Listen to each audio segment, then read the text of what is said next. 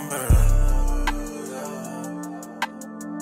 I'm drinking honey right now. Hope I don't crush all amount. If you see me out of town, hope I. New details regarding Nike's ongoing lawsuit against StockX was just uncovered this week, accusing the resale platform of knowingly selling counterfeit sneakers and the inability to determine if products come into its facilities are authentic. News of this latest documents are first reported by Sneaker Legal on X, which ironically I do kind of keep my eyes up on here, but we're going to keep the party going between these two now.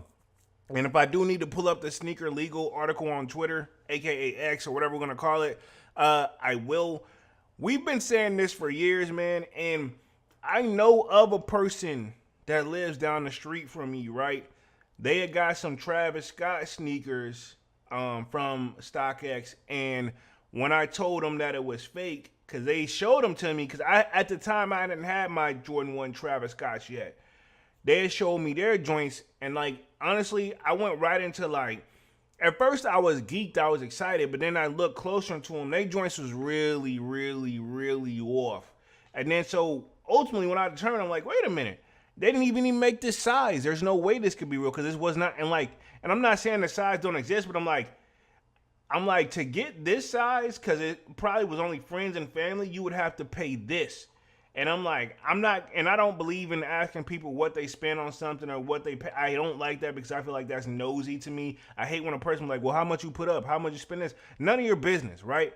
But how I worded it to the person, I'm like, the shoe has to go for nothing less than this because of the limited availability to it.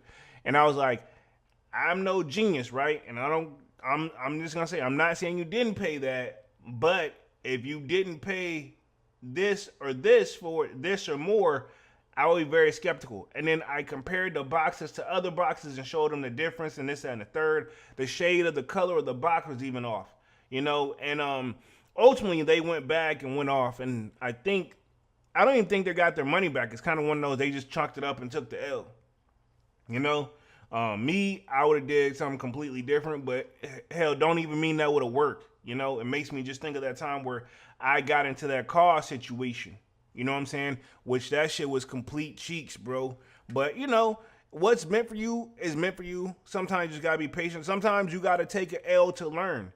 Because I've also took L and learned in the process. That whole car situation that happened to me, that video was from 2017? It needed to happen.